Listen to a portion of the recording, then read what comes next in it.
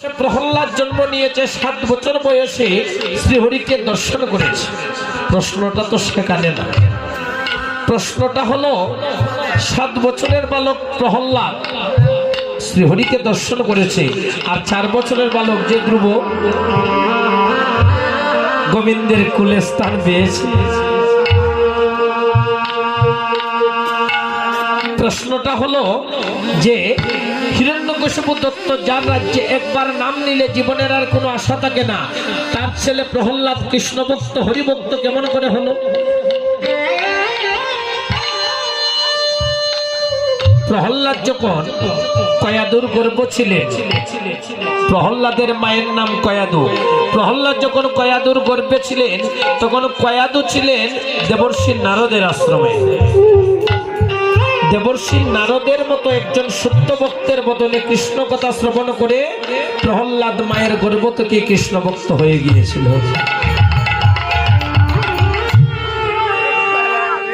একটা কথা বলি, আমার বিশেষ করে আমার মায়েরা যারা আছেন, সন্তান এই জগতে সবাই জন্ম দিতে পারে, কিন্তু একজন কৃষ্ণ ভক্ত সন্তান সবাই জন্ম দিতে পারে না। একজন কৃষ্ণ ভক্ত সন্তান যদি জন্ম দিতে হয় তাহলে মাকেও কৃষ্ণ ভক্ত হতে হবে।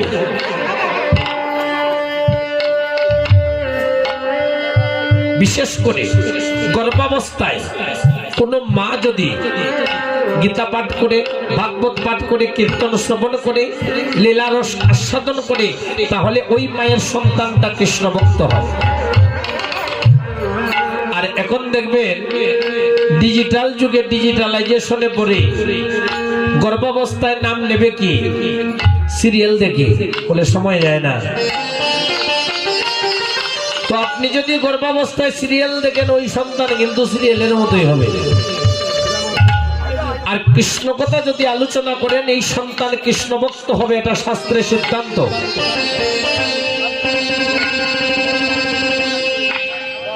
ভক্তগণ, আমার ভক্তিমতী মাগণ, আপনার সন্তান ডাক্তার হোক, ইঞ্জিনিয়ার হোক, এতে কোনো বাধা নেই, কিন্তু সন্তানটা যেন কৃষ্ণ ভক্ত হয়। কেন বলে? ডাক্তার ইঞ্জিনিয়ার একজন হতেই পারে, তবে ডাক্তার ইঞ্জিনিয়ার উচ্চ শিক্ষিত হলে সবাই মানুষ হয় না, কিছু কিছু অমানুষও তৈরি হয়।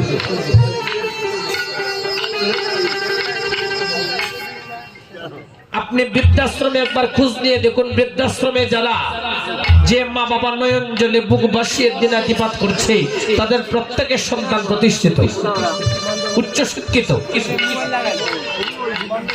কি লাভ হলো? কি লাভ হলো? নিজের জীবনের সর্বস্ব দিয়ে আপনি সন্তানকে প্রতিষ্ঠিত করলেন, বৃদ্ধকালে যে সন্তান মা বাবার সেবা করার কথা, সেই সন্তান সেবা না করে মা বাবাকে বৃদ্ধাশ্রমে পাঠিয়ে দেয়। সমাজ তাকে শিক্ষিত বলল, শাস্ত্র তাকে মানুষ বলে না। শাস্ত্রে বলে মাতা গুরু, পিতা গুরু, গুরু জ্যেষ্ঠ ভাই, আর তার চেয়ে অধিক গুরু ভজিলে সে পায়।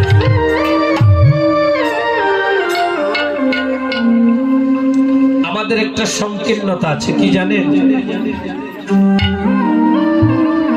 সন্তান জন্ম দেওয়ার পর যখন হাঁটতে শিখে, তখন এই সন্তানের কাঁধে একটা বইয়ের ব্যাগ তুলে দিয়ে বলি, বাবা স্কুলে যা, আমার বড় বাসনা, আমি তোকে ডাক্তার বানাবো, ইঞ্জিনিয়ার বানাবো, জজ ব্যারিস্টার হবি, এটা আমার স্বপ্ন। একবার কি বলেছি, বাবারে তুই ডাক্তার হো আর ইঞ্জিনিয়ারই হো, এতে আমার কোনো মাথা ব্যথা নেই, তবে আমি চাই তুই মানুষের মতো মানুষ হবি। মানুষের মতো মানুষ হয়ে তুই সমাজ এবং দেশের মঙ্গল করবি।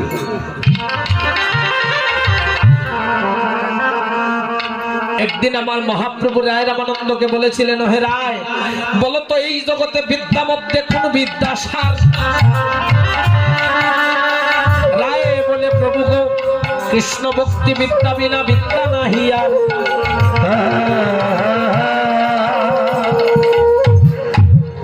আপনার সন্তান যত উচ্চ শিক্ষিত হোক না কেন, যত বড় বড় ডিগ্রি অর্জন করুক না কেন, যতক্ষণ পর্যন্ত কৃষ্ণ ভক্তি শিক্ষা লাভ হবে না, ততক্ষণ পর্যন্ত তার শিক্ষা পরিপূর্ণ হবে না, ততক্ষণ পর্যন্ত তার মধ্যে মনুষ্যত্ব জন্ম নেবে না।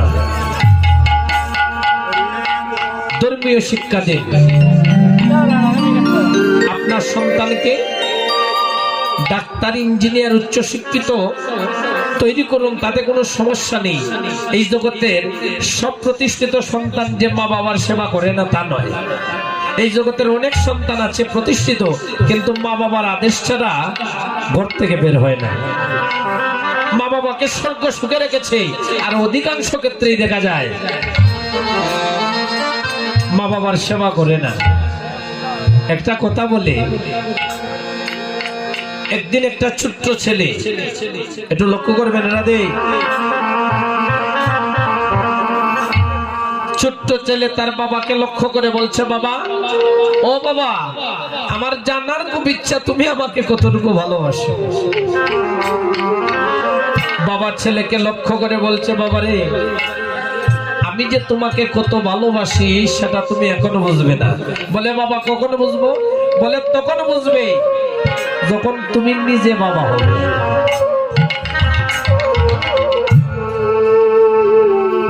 যা খুশি তাই করো, এভাবে তো চলবে না। ভালো ছেড়ে মন্দ করে প্রকৃতি তোমায় ছাড়বে না। আমি যদি আমার মা বাবার সেবা না করি, একদিন আমিও বাবা হব, আমার সন্তানও আমার সেবা করবে না।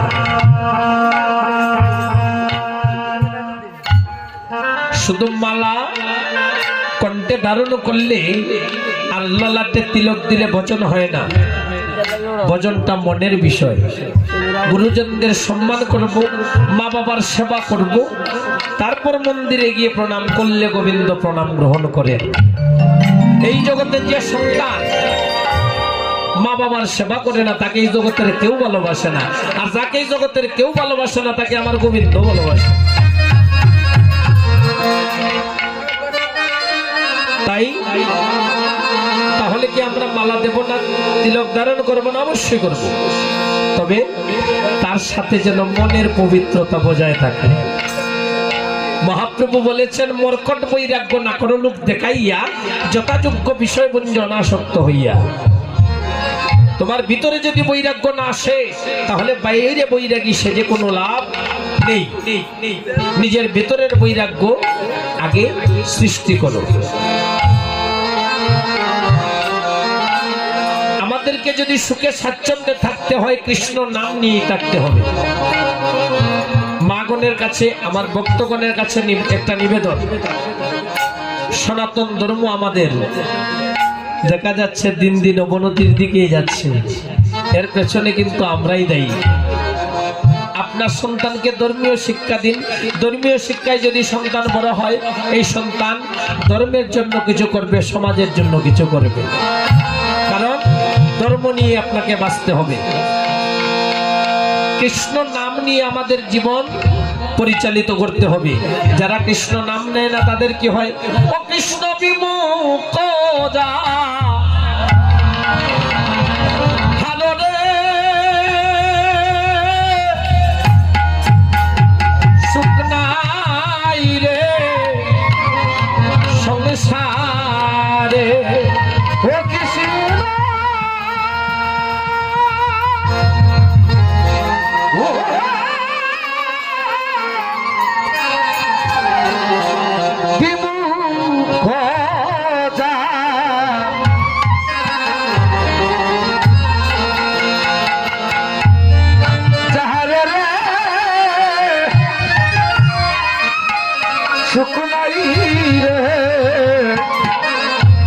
সংসারে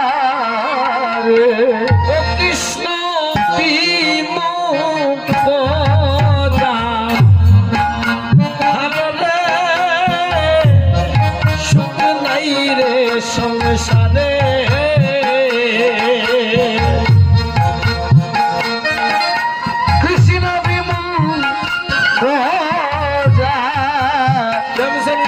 হরি বল হরি বল হরি বল হরে রে সুখ নাইবে সংসার রে কপালে নাই সুখ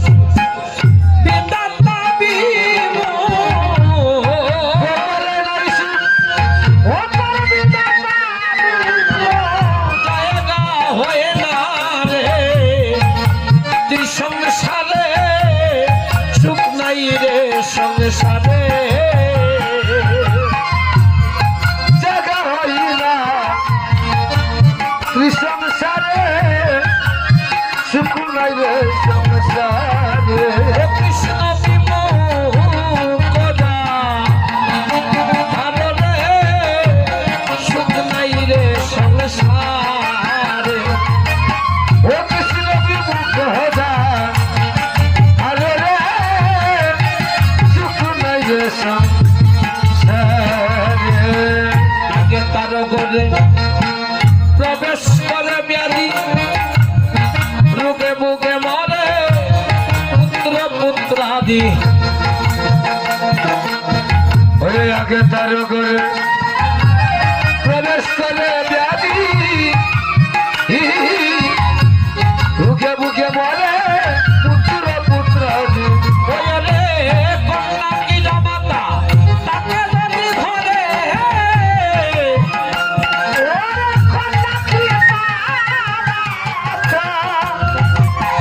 তাকে যদি ধরে পুষ্পপুত্র আনিলে মরে রে সুখ নাই রে সংসারে ওরে পুষ্প পুষ্প আনিলে মরে রে সুখ নাই রে সংসারে জলে বাঁধলে ঘর জলে লাগে আগুন পুরে দালান কোটা ছুটে টালির সুট চলে বাঁধলে ঘর জলে লাগে আগুন পুরে দালান কুটা চুটে কালে জলে জলে জলে জলে বাঁধলে ঘর জলে লাগে আগুন পুরে দালান কোটা ছুটে টালির সুট চলে বাঁধলে ঘর চলে লাগে আগুন পুরে দালান কুটা চুটে কালি ওই রে তার কপালে নাই সুখ বিলাম দামি কপালে নাই সুখ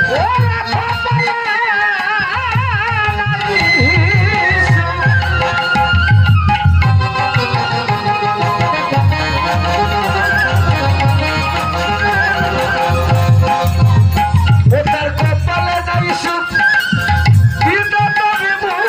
লোহার ঘরে গুনে করে রে সুখ নাই রে সংসারে লুহারি করে গুনে তোরে রে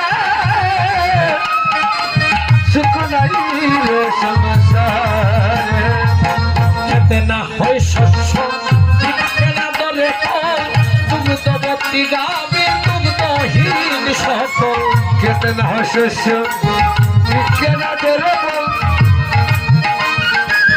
দুগ্ধবতী গাবি দুগ্ধহীন সফল বলে সরু বড় সুন্দর শুকাইয়াছে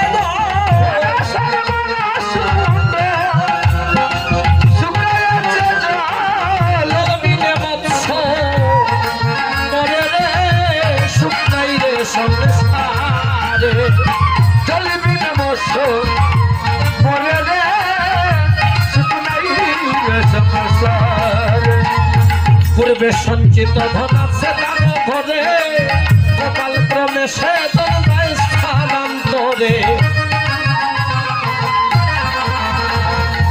পূর্ব সঞ্চিত ধন আছে তার ঘরে কপাল দুষে দান গাড়ি স্থানান্তরে টাকা পয়সা সব চুরে হরণ ঘরে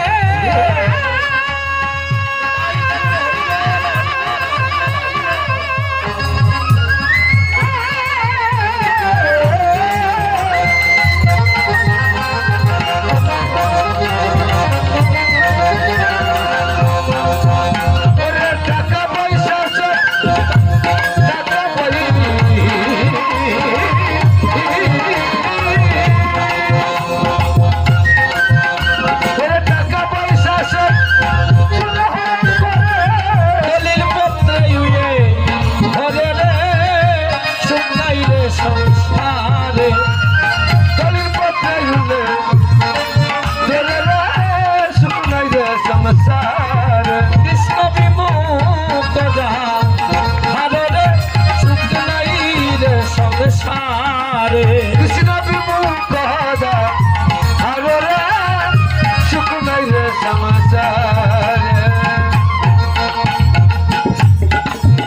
রাধে।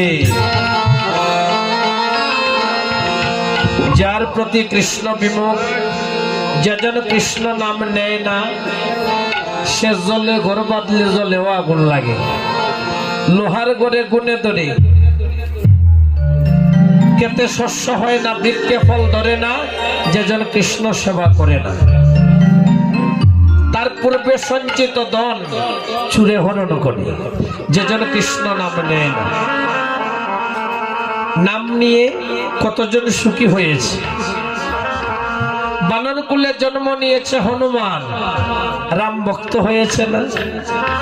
একদিন জন্ম দুঃখিনী সীতা হনুমানকে লক্ষ্য করে বলছে, ওরে হনুমান, তুমি তো আমার জন্য অনেক কিছুই করেছো বাবা, এই নাও, এই রত্নময় হারটা আমি তোমাকে দিলাম, তুমি নাও।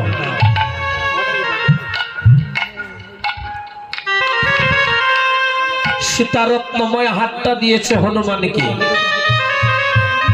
হনুমান হাতটা নাসিকার মধ্যে নিয়ে ছিঁড়ে ফেলে দিয়েছে। পাশে বসা ছিল লক্ষণ। লক্ষণ বলে, মা, বানরকে দিয়েছ তুমি রত্নময় হার, বানর কি সেই হারের মূল্য বুঝে?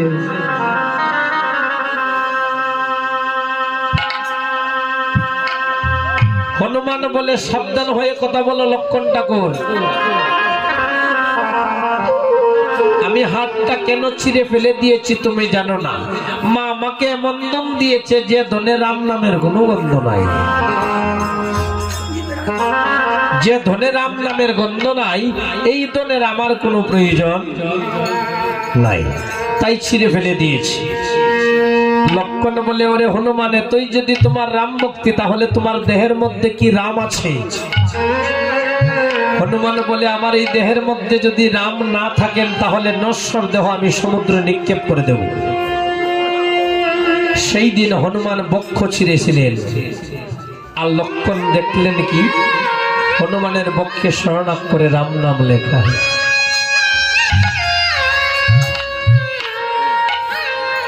নাম নিয়ে আমাদেরকে সুখে স্বাচ্ছন্দ্যে থাকতে হবে। একদিন দেবর্ষী নারদ আমার গোবিন্দের কাছে গিয়ে গোবিন্দকে বলছে, প্রভু প্রভু, আমার একটা কথা জানার খুব ইচ্ছা। আমার গোবিন্দ বললেন, নারদ তুমি কি জানতে চাও বলো। বলে, আমার জানার খুব ইচ্ছা, তুমি ভগবান, তুমি এই জগৎ সৃষ্টি করেছো, আচ্ছা তোমার সৃষ্টির মধ্যে এত বৈষম্য কেন বলো তো? তোমার সৃষ্টিতে এত পার্থক্য, এত তারতম্য, এত বৈষম্য কেন? আমার গোবিন্দ বললেন, নারদ, এত বৈষম্যের তুমি কি পেলে? নারদ বলে, প্রভু এটা বৈষম্য না, এই জগতের সবাইকে তুমি সৃষ্টি করেছো, তুমি ঈশ্বর, তবে কেউ অট্টালিকায় আর কেউ রাস্তায়। কারো হাত আছে পা নেই, কারো পা আছে হাত নেই, কেউ চোখে দেখতে পায়, কেউ কথা বলতে পারে না। এ কেমন বৈষম্য তোমার? তুমি সবাইকে সমান ভাবে পাঠাতে পারতে, তা তো পাঠাও না।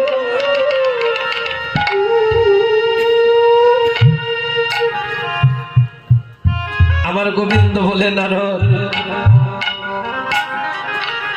এটা আমার বৈষম্য না। আমি কাউকে অট্টালিকায় রাখি না, আমি কাউকে রাস্তায় রাখি না, আমি সুখে কিংবা দুঃখে কাউকে রাখি না।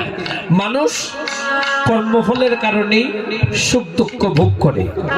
একজন অট্টালিকায়, তার কর্ম ভালো বলেই সে অট্টালিকায়, আর একজন রাস্তায়, তার কর্ম মন্দ বলেই সে রাস্তায়। এখানে আমার কিছু নেই। আমরা দেখবেন বিপদে বললে প্রথম দোষটা ভগবানকেই দিই, বলি, ভগবান তুমি আমাকে কেন বিপদে ফেললে ঠাকুর? আমার গোবিন্দ বলেছেন, আমি কাউকে বিপদে ফেলি না। আমি যদি বিপদে ফেলতাম, তাহলে বিপদ ভঞ্জন মধুসূদন আমার নাম হতো না।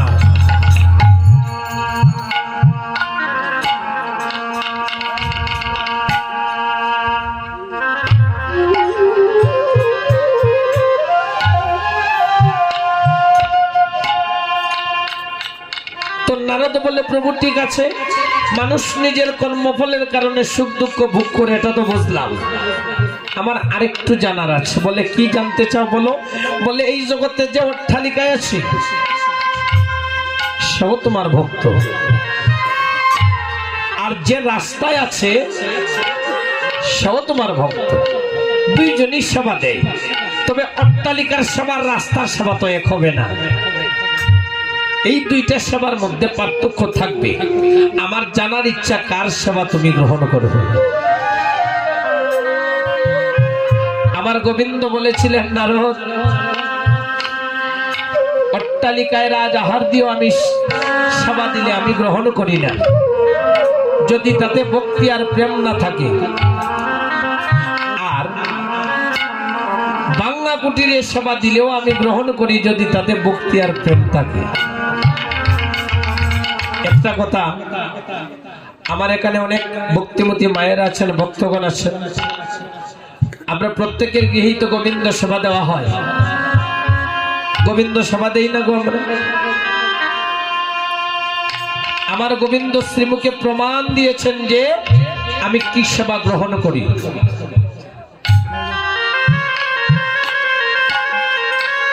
কুরুক্ষেত্র যুদ্ধটা হয়েছিল কৌরব এবং পাণ্ডবদের মধ্যে, কৌরব আর পাণ্ডবদের মধ্যে। তো কুরুক্ষেত্র যুদ্ধ শুরু হওয়ার পূর্বে কৌরব এবং পাণ্ডবদের এই দুই পক্ষের মধ্যে একটা প্রতিযোগিতা শুরু হয়ে গিয়েছিল যে কৃষ্ণ কার পক্ষ অবলম্বন করে। একটা বিশ্বাস ছিল, কৃষ্ণ যার পক্ষ অবলম্বন করবে এই কুরুক্ষেত্রের যুদ্ধের জয়টা তারই হবে। রাজা দুর্যোধন মনে মনে চিন্তা করছে, অনেক বড় বড় যোদ্ধা, রতি মহারথী আমার পক্ষে আছে, যদি কৃষ্ণকে পক্ষে নিয়ে আসতে পারতাম তবে এই কুরুক্ষেত্র যুদ্ধের জয় আমার সুনিশ্চিত ছিল। অনেক চেষ্টা করেছি, কৃষ্ণকে আমার পক্ষে নিয়ে আসতে পারিনি, এবার শেষ চেষ্টা করব। শুনেছি কৃষ্ণ সেবার কাছে বাধা পড়ে। রাধে রাধে। শুনেছি কৃষ্ণ সেবার কাছে বাধা পড়ে। সব চেষ্টাই যখন আমার ব্যর্থ হয়ে গিয়েছে, এবার সেবার দ্বারা আমি কৃষ্ণকে বেঁধে নেব। এমন সেবার আয়োজন করব যা কৃষ্ণ কোনোদিন খাবে তো দূরের কথা, জীবনে চোখেই দেখেনি। দুর্যোধন দুঃশাসনকে ডেকে ডেকে বলছে, যাও দুঃশাসন, কৃষ্ণকে নিমন্ত্রণ করে এসো, বলো আগামীকাল আমার রাজ্যে তার সেবার নিমন্ত্রণ। দুর্যোধন গমন করেছে, কৃষ্ণকে গিয়ে নিমন্ত্রণ করেছে, হে কৃষ্ণ, আমি দুর্যোধনের ভাই দুঃশাসন, আমি নিমন্ত্রণ করতে এসেছি তোমায়, আগামীকাল আমার রাজ্যে তোমার সেবার নিমন্ত্রণ। কৃষ্ণকে নিমন্ত্রণ তো করেছে, এদিকে রাজা দুর্যোধন স্ত্রী ভানুমতিকে লক্ষ্য করে বলছে, ভানুমতি,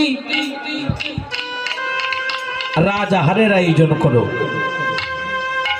কৃষ্ণের সেবা দেব, সেবার দ্বারা আমি কৃষ্ণকে বাঁধবো। ভানুমতি,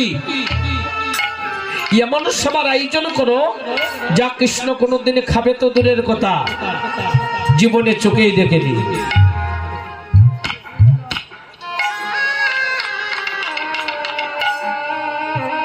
ভানুমতি রাজ আহারের আয়োজন করেছে। পরদিন অনাদির আদি গোবিন্দ বিশ্ব ব্রহ্মাণ্ডের পিতা গোলকের হরি রাজা দুর্যোধনের রাজ্যে গিয়ে উপস্থিত হয়েছে। রাজা দুর্যোধনের রাজ্যে যখন আমার গোবিন্দ গিয়েছেন, দুর্যোধন মহাখুশি। এবার আমার মনের বাসনা পূরণ হবে, কৃষ্ণ আমার পক্ষে আসবে। কৃষ্ণ যখন রাজসভায় উপস্থিত হয়েছে, দুর্যোধন কৃষ্ণকে লক্ষ্য করে বলছে, কৃষ্ণ এসো, সেবা করতে এসো।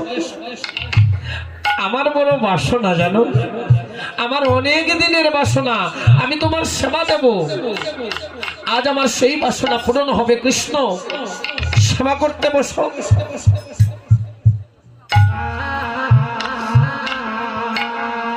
সেবা করতে বসো। কৃষ্ণ মুখ দিয়ে বলছে, কৃষ্ণ আমি যদি তোমার সেবা দিতে পারি তাহলে নিজেকে ধন্য মনে করব। আর মনে মনে বলছে কৃষ্ণ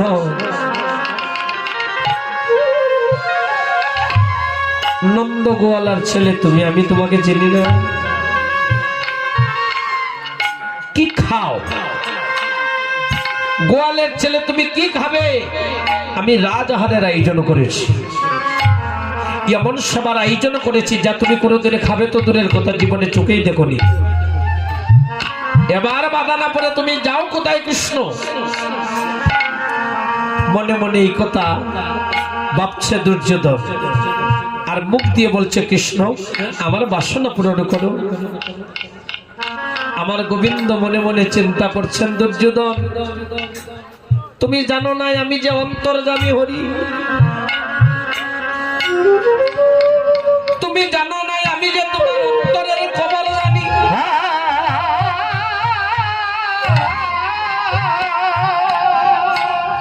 ও দুর্যোধন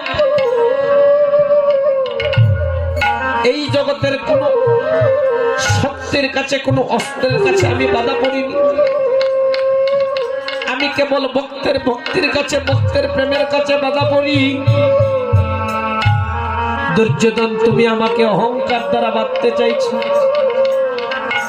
আমার গোবিন্দ মনে মনে ভাবছেন আজ যদি রাজা দুর্যোধনের এই সেবা আমি গ্রহণ করি, অহংকারের সেবা যদি আমি গ্রহণ করি, তাহলে এই জগতে আমি যে দিনের বন্ধু কাঙ্গালের বন্ধু এই নাম এই জগৎ থেকে উঠে যাবে।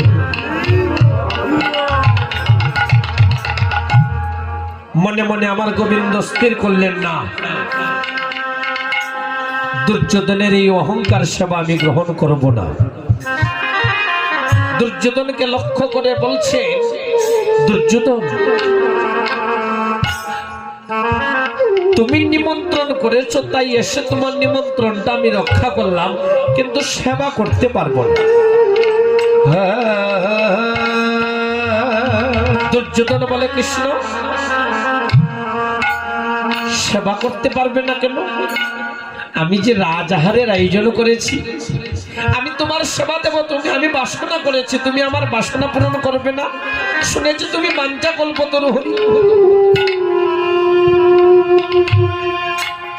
আমার গোবিন্দ বললেন দুর্যোধন তুমি বাসনা করেছো আমি তোমার রাজ্যে এসেছি, কিন্তু সেবা করতে পারবো না, কারণ আমার শরীরটা বেশি ভালো নেই। আচ্ছা দুর্যোধন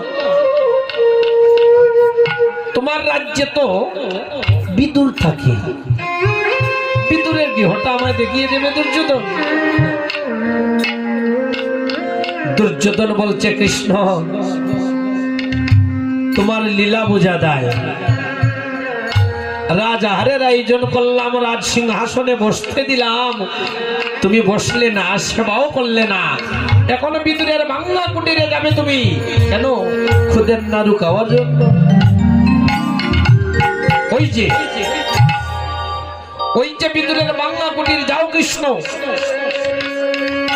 রাজহার তোমার শোভা পায় না, বাংলা কুটিরে তাল পাতার আসনে বসে খুদের নাড়ু সেবা করবে, তাই তোমার ভালো লাগবে, যাও। আমার গোবিন্দ রাজা দুর্যোধনের রাজসভা ছেড়ে বিদুরের ভাঙ্গা কুটিরের সম্মুখে গিয়ে দাঁড়িয়েছে। বিদুরের ভাঙ্গা কুটিরের সম্মুখে গিয়ে আমার অনাদিরাদি গোবিন্দ বিশ্ব ব্রহ্মাণ্ডের পিতা বিদুরকে ডাকছে, বিদুর, বিদুর তুমি ঘরে আছো? বিদুর? বিদুরের স্ত্রী পরাশরী ঘরের ভেতর থেকে নিজের জীবনকে ধিক্কার দিচ্ছে আর বলছে গোবিন্দ যুগী ঋষি মুনিগণে তোমাকে যুগ দিয়ানে পায় না, জগৎকে দেয় আকুল হয়ে যায়, তোমাকে পায় না। সাধক সন্ন্যাসী গন্ধর্ব কিন্নর যুগ যুগ তপস্যা করে তোমাকে পাওয়ার জন্য। গোবিন্দ হে, সেই তুমি আজ কি মনে করে আমি দিন দুঃখিনী কাঙ্গালিনীর বাংলা কুটিরে আসলে?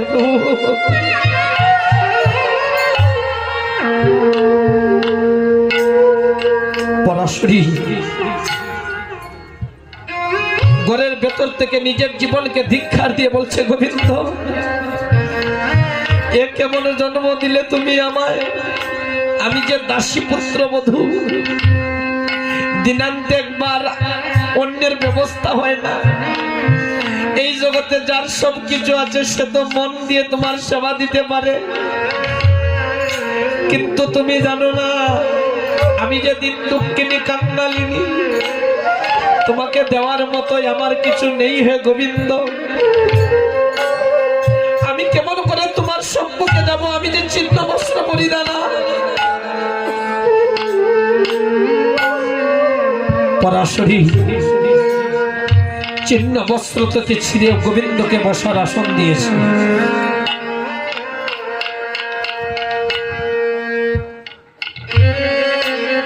গোবিন্দ সেই আসনেই বসেছে। পরাশরী মনে মনে চিন্তা করছে, আমার গোবিন্দকে এখন আমি কি সেবা দেব? রাজহার পরিত্যাগ করে আমার গোবিন্দ আমার বাংলা কুটিরে আসলেন, আমি কি সেবা দেব? ঘরের মধ্যে খুঁজতে খুঁজতে খুদের নাড়ু পেয়েছে। পরাশরী নয়ন জলে ভাসছে আর খুদের নাড়ু গোবিন্দের সম্মুখে দিয়ে বলছে, গোবিন্দ তুমি তো সব জানো, তুমি সব জানো, আমার দেওয়ার মতো কিছু নেই। আমি খুদের নাড়ু দিয়ে তোমার সেবা দিলাম, আমার সেবা গ্রহণ করে তুমি আমাকে ধন্য করো প্রভু। হরি বল হরি বল হরি বল। আমার গোবিন্দ এই জগৎবাসীকে দেখিয়ে বলছে, হে জগৎবাসী তোমরা দেখো আমার ভক্ত কেমন করে আমার সেবা দেয়।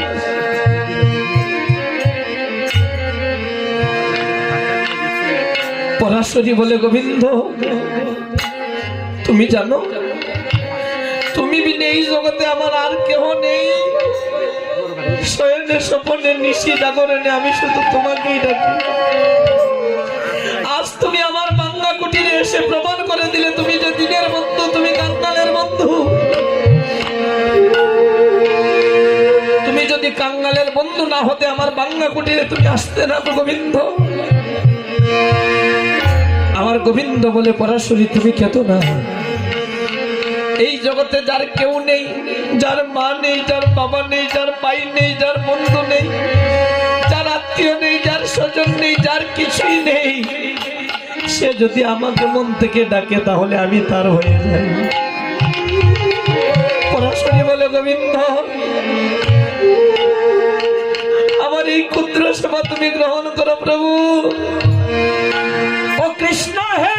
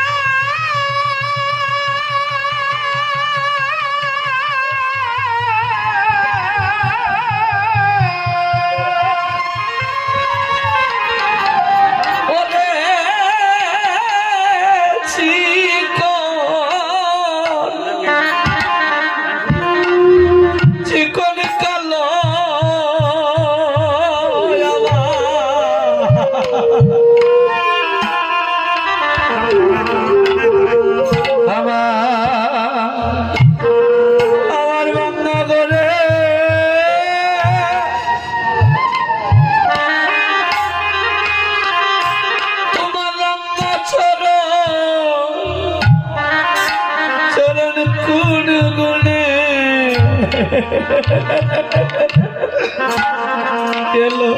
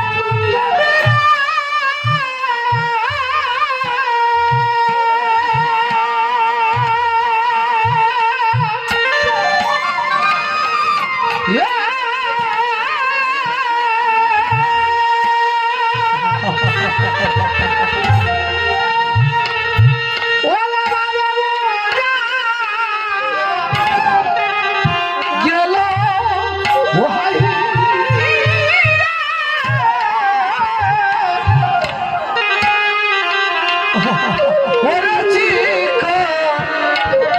কালো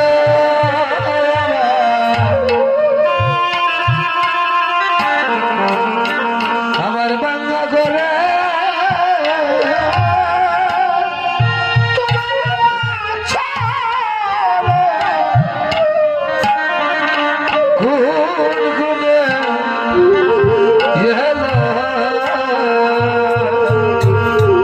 ও গোবিন্দ রে, ওরে তুমি বিনে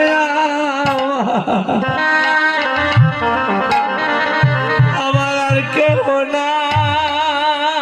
গোবিন্দ হে তুমি বিনা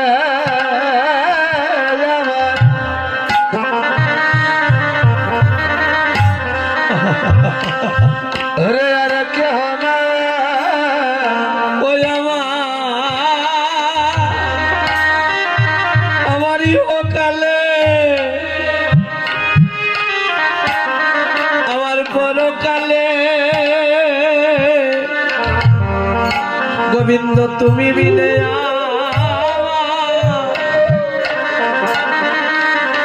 আমার আর কেহ না।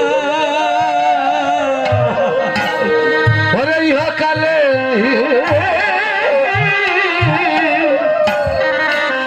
पर कला गोविंद है तुम दया हर क्या ना আমি নিবেদনে যা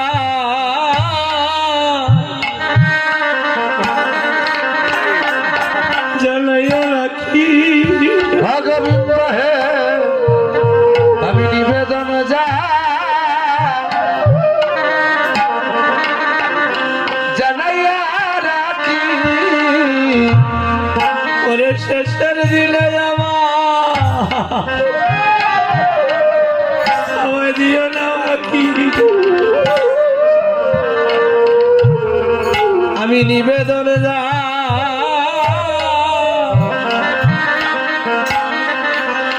জানাইয়া রাখি ওরে শেষের দিনে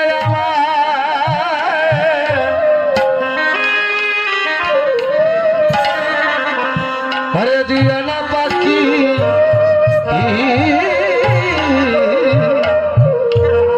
গোবিন্দ হে আমি নিবেদন যা জানাইয়া রাখি ওরে যেদিন উড়ে যাবে আমার প্রাণ পাখি গোবিন্দ হে সেদিন আমায় দিও না বাকি আরে যেদিন উড়ে যাবে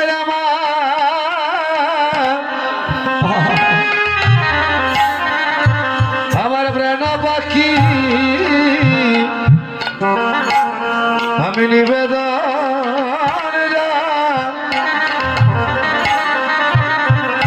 জানাইয়া রাখি গোবিন্দ হে সেদিন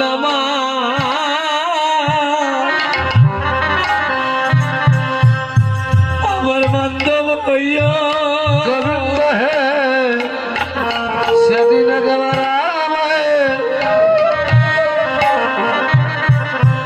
আমার বান্ধব ভাইয়া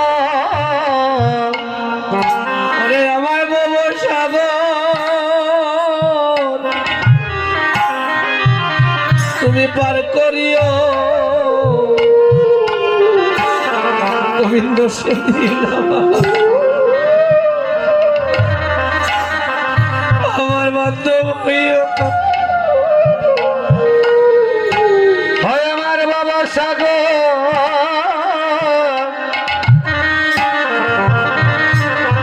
পার করিয়া গোবিন্দ সেদিন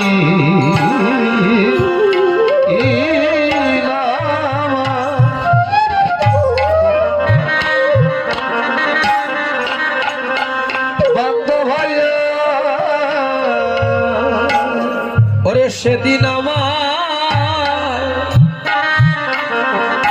আমায় দিও না বাকি গোবিন্দ সেদিন আমায় দিও না বাকি যেদিন উড়ে যাবে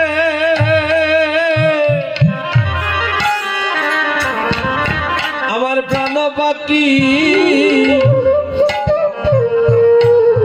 গোবিন্দ সেদিন আমায় দিও না বাকি সেদিন উড়ে যাবে আমার প্রাণ পাখি গোবিন্দ সেদিন একবার দিও না পাখি আমি আগে নিবে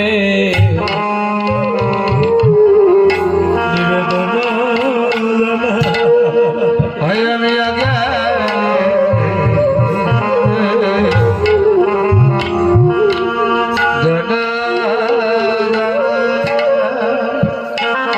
ওরে শেষের দিনে যদি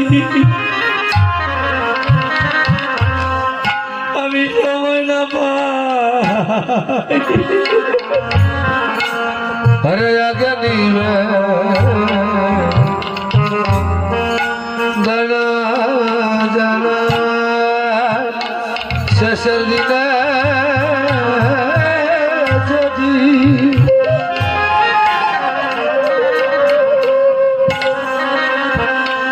ভাই আমি সময় না পাই গোবিন্দ হে আগে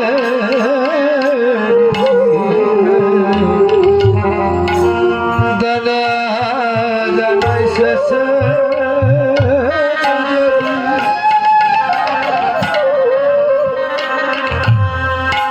আমি সময় না পাই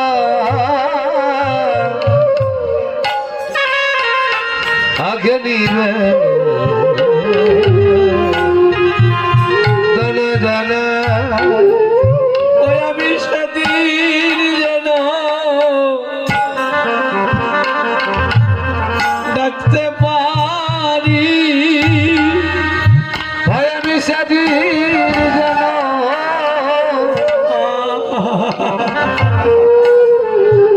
ডাকতে পারি ও গোবিন্দ আমি সেদিন যেন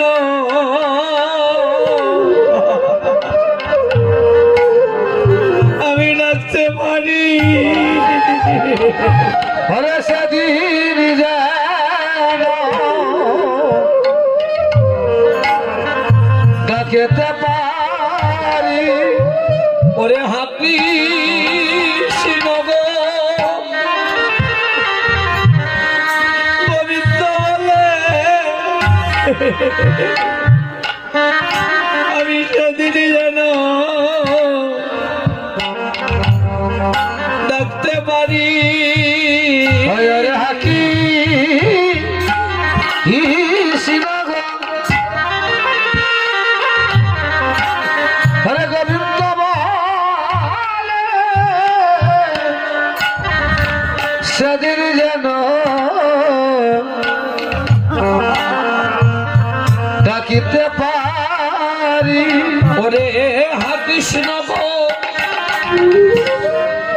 হরে গোবিন্দ বলে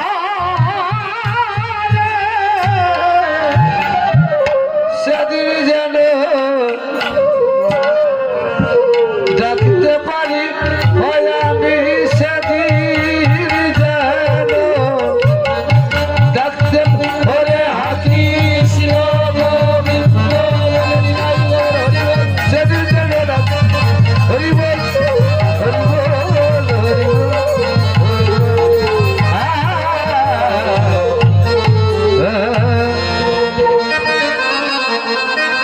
ভক্তগণ, আমার গোবিন্দ রাজা দুর্যোধনের রাজহার সেবা করেননি, কিন্তু বিদুরের বাংলা কুটিরে খুদের নারুই আপন মনে আনন্দিত মনে সেবা করেছেন। তো আপনারা গোবিন্দ সেবা দেন না? গোবিন্দ সেবাটা আপনি কি দিয়ে দিলেন সেটা বিবেচ্য বিষয় নয়, গোবিন্দ সেবা আপনি কি ভাবে দিলেন সেটাই হলো বিবেচ্য বিষয়। ভগবান আমাদের মনের ভাবটাই গ্রহণ করেন। গোবিন্দকে সেবা দিতে যদি কিছুই না পারেন, নয়ন জল দিয়ে যদি একবার গোবিন্দকে বলতে পারেন, হে গোবিন্দ আমি হলাম তোমার, আমার গোবিন্দ বলেছেন এই জগৎ থেকে আমি তাকে বহু নদী করে দেই পার। কৃষ্ণ যদি পৃথিবীতে হন অবতার, আগে করেন তিনি গুরু বর্গের সঞ্চার। শ্রী জগন্নাথ অদ্বৈত আচার্য প্রভু এলেন তাদের সাথে, প্রকটিয়া দেখে অদ্বৈত এবং সংসার। কৃষ্ণ ভক্তির লাস্নাই শুধু বিষয় ব্যবহার।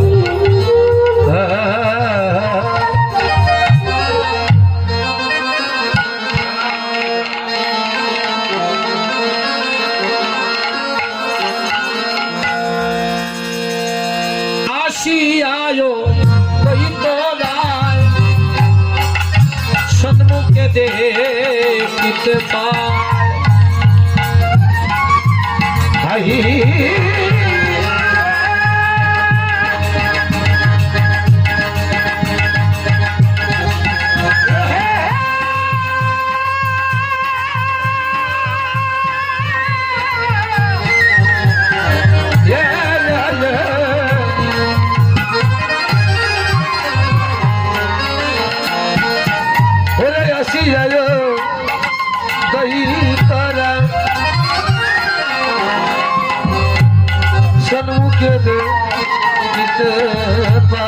ওরে কলিগুণ বড় অন্ধকার, কলিগুণ বড়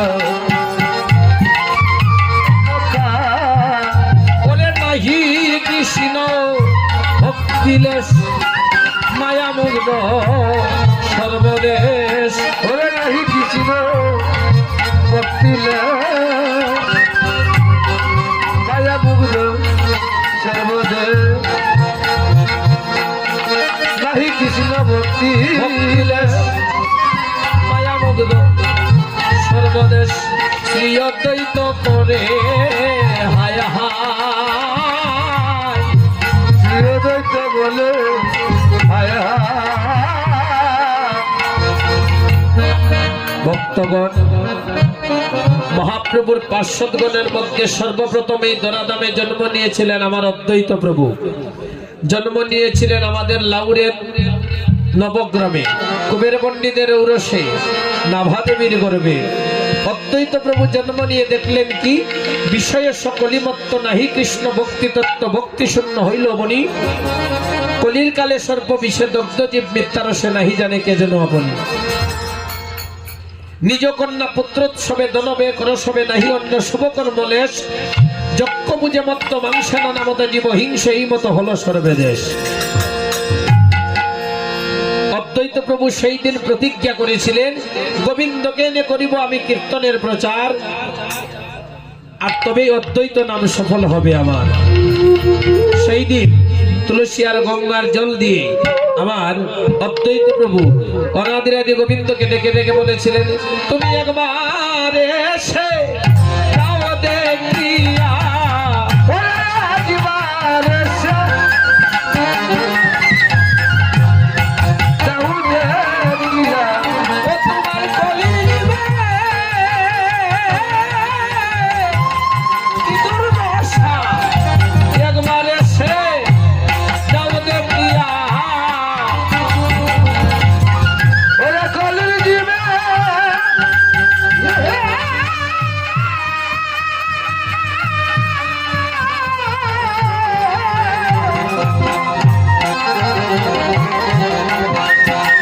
কি দুর্দশা, একবার এসে যাও দেখিয়া। তুলসী আর গঙ্গার জল দিয়ে অদ্বৈত প্রভু অনাদিরাদি গোবিন্দকে ডেকেছিলেন। আর অনাদিরাদি গোবিন্দকে ডেকেছিলেন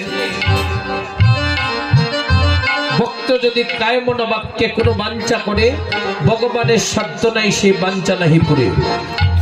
সেই দিন অদ্বৈত প্রভুর ডাকে সারা দিয়ে অনাদিরাদি গোবিন্দ বিশ্ব ব্রহ্মাণ্ডের পিতা তিনি 1485 খ্রিস্টাব্দের ফাল্গুনী পূর্ণিমা তিথিতে নবদ্বীপের মায়াপুরে জগন্নাথ মিশ্রের ঔরসে শশী দেবীর গর্ভে আবির্ভূত হয়েছিলেন। মহাপ্রভু জন্ম নিয়েছিলেন 1485 খ্রিস্টাব্দে, আর 1472 খ্রিস্টাব্দে জন্ম নিয়েছিলেন আমার নিত্যানন্দ প্রভু। হারাই পণ্ডিতের ঔরসে পদ্মাবতীর গর্ভে জন্ম নিয়েছিলেন আমার নিত্যানন্দ প্রভু। হেন কালে আচম্বিত ওরে হরিদাস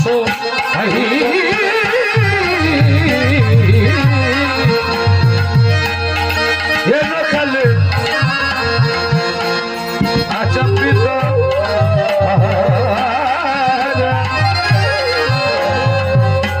হরিদাস উপনীত ওরে তারে দেখে হৃদয়ে তারে দেখে হৃদয়ে ওরে ভালো হইল আইলা তুমি বাপরে পড়েছি আমি। ওরে ভালো হইল আইলা তুমি বাপরে পড়েছি আমি। আয় প্রভুকে আনিতে করো সূত্র, আয় গো প্রভুকে আনিতে করো সূত্র। আয় তুলসী মঞ্জুরি দল তার সহ গঙ্গাজল। ওরে তুলসী মঞ্জুরি যা তার মধ্যে গঙ্গার জল। আয় কৃষ্ণ বলি তাও নিজ শিরে কৃষ্ণ বলি দাও নিজ শিরে। আয় নিজ শির যন্ত্র করি আরাধে শ্রী গৌর হরি। ওরে নিজ শির যত্ন করি আরলসি গৌর হরি। অদ্বৈত বলে আইস ব্রজনা অদ্বৈত বলে আইসব জনা। ওরে বৃন্দাবন দাসে কয়ে আর কি সমনের বয়। ওরে বৃন্দাবন দাস আরে আমার গৌরাইলা নদিয়া নগরে গো কবুরাইলা নদিয়া নগরে। ভক্তগণ 1450 খ্রিস্টাব্দে জন্ম নিয়েছিলেন হরিদাস। হরিদাস নাম ভক্ত হরিদাস প্রতিদিন 3 লক্ষ বার নাম জপ করতেন। হরিদাসকে সম্মুখে পেয়ে অদ্বৈত প্রভু আরো সাহস পেলেন। হরিদাস সিদ্ধান্ত দিলেন তুলসী দলমাত্রেণ জলস্য চুলুকে নেবা বিক্রিণীতে সমাপ্ত নাম বক্তব্য ভক্তবাৎসল্য। আমার মহাপ্রভু জন্ম নিয়েছেন আর ভক্ত কবি পদে ভাব দিয়েছেন। মহাপ্রভু জন্ম নিয়েছেন, জন্ম নিয়েই তিনি আচরণ করেছেন। জন্ম নিয়ে তিনি মায়ের স্তন পান করেননি। অন্যান্য নারীগণ বলছে মনে হয় উপদৃষ্টি লেগেছে তাই স্তন পান করছে না, বাড়ির বাইরে রেখে দাও। মা সচিরানী মহাপ্রভুকে বাড়ির বাইরে রেখে দিয়েছিলেন নিম গাছের তলায়, তাই মহাপ্রভুর নাম হয়েছে নিমাই। 2 অঙ্গে কঙ্গজোড়া, তাতেই তিনি নাম ধরেছেন গোড়া। আচ্ছা, মহাপ্রভুর পিতৃপ্রদত্ত নামটা কি? সন্তান জন্ম নেওয়ার পর সন্তানের বাবা মা সন্তানের একটা নাম দেন। মহাপ্রভুর পিতৃপ্রদত্ত নাম হলো বিশ্বম্বর মিশ্র। জগন্নাথ মিশ্রের সন্তান বিশ্বম্বর মিশ্র। তো মহাপ্রভু স্তনপান করেন না, মহাপ্রভুকে নিম গাছের তলায় রেখেছে। এদিকে আমার মহাপ্রভু স্বপ্ন যুগে অদ্বৈত প্রভুকে বললেন, হয় অদ্বৈত প্রভু আমার মা তো অদীক্ষিতা, অদীক্ষিত দেহে আমি স্তনপান করতে পারি না, আমার মাকে দীক্ষা প্রদান করো।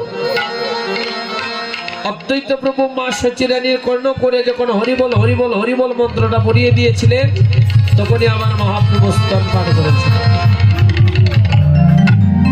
তাই দীক্ষা আপনার আমার আমাদের সবাইকে নিতে হবে। দীক্ষা ছাড়া মানব দেহ পবিত্র হয় না।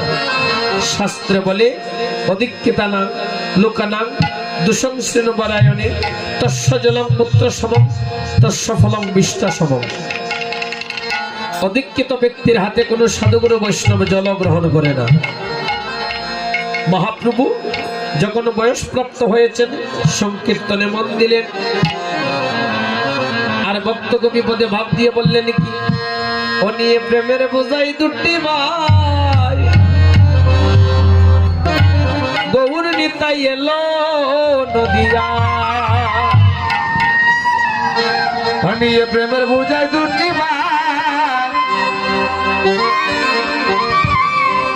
গৌরীতা গেল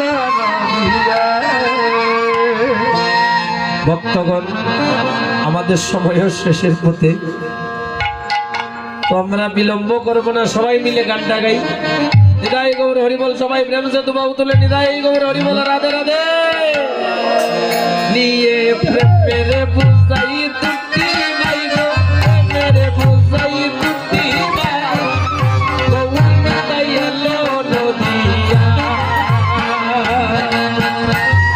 প্রেমের বুঝে দুটি ভাই প্রেমের বুঝে দুটি ভাই গৌরীতা গেল লাগলো রে চৈতন্যের জাহাজ শ্রীবাসের অঙ্গিনায়, লাগলো রে চৈতন্য জাহাজ দিবসের ওরে লাগলো রে চৈতন্যের জাহাজ শ্রীবাসের অঙ্গিনায়। লাগলো রে চৈতন্য জাহাজ দিবসের গৌর নিতাই এলো নদিয়া। প্রেমের বুঝাই দুটি ভাই প্রেমের বোঝা দুটি ভাই গৌরীতা গেল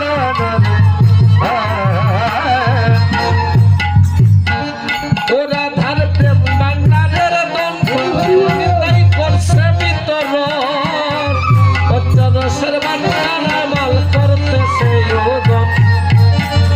ব্রহ্মচারের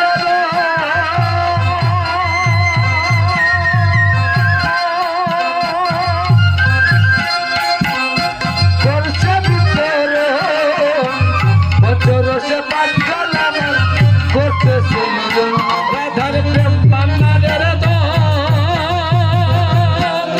নিতাই করছে বিতরণ, পঞ্চরসের বাংলার মাল করতেছে ওজন। ব্রহ্মচারের নিতাই গৌর হরিবল হরিবল হরিবল। করছে ভিতরে বছরসে পাঠ করলাম করতেছে ওরে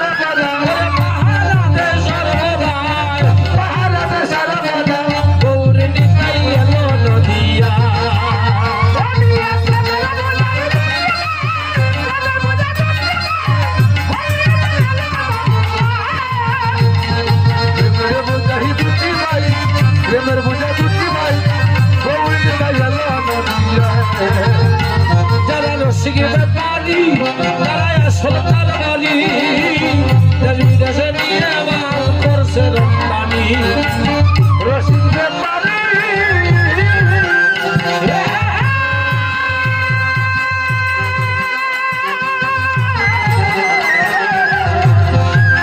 ওটারাই আসল কারবারি দেশ বিদেশে নিয়ে মাল করছে রপ্তানি যারা রসিকে ব্যাপারী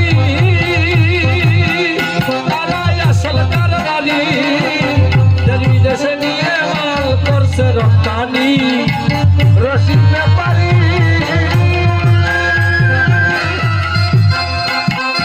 আসল কারবারি দেশ বিদেশে নিয়ে মাল করছে রপ্তানি ওরে ভক্তি মূল্যে অমূল্য ধন করির করে নেয়া যায় বংশী বস্ত্র মূল্যধন করি ফেলে নেওয়া যায় ওরে ভক্তি মূল্যে অমূল্য ধন করির করে নেয়া যায় ভক্তি বলে ওরে ভক্তি বলে মূল্যধন করি ফেলে নেওয়া যায় গৌরী নেতাই এলো নদিয়া প্রেমে বুঝে দুটি নাই প্রেমে বুঝে দুটি নাই কবুলি গাইলা নদিয়া প্রেমে বুঝে দুটি নাই প্রেমে বুঝে দুটি নাই কবুলি গাইলা নদিয়া আমার মা বোনকে বলছি এখানে ভক্তগণ কি সুন্দর করে করতালি করছেন আপনারা করছেন না কীর্তন তো সবার নাকি এখানে আপনি কীর্তন করলে মঙ্গল আপনার হবে আমার হবে না তেমনি সবাই মিলে করি যাই গৌরে হরি বল সবাই এইভাবে না এইভাবে তুলুন এইভাবে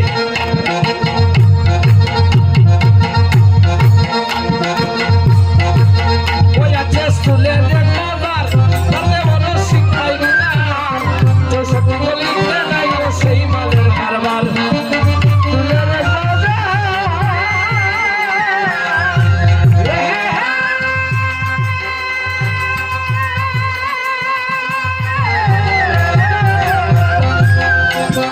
ওরা সিপাইখা চৌষট্টি বলে দেনা গো সেই ভালো ওই আছে স্কুলের বাবা তাতে বড় শিক্ষাই কার তো সকল বলিতে নাই ও সেই মালের কারবার তুলের বাজা